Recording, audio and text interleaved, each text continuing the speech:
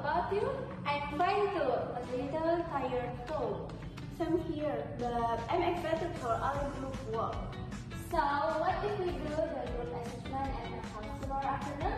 In my opinion, that's a good idea. I agree that sounds compatible. Sorry, I don't agree. I think tomorrow afternoon won't work because I have a course. Maybe in the evening? From my point of view, evening is better too. We can focus more.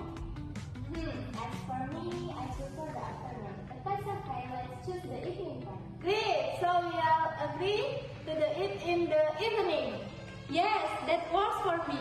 Perfect! Let's bring all the material and work together. Sure!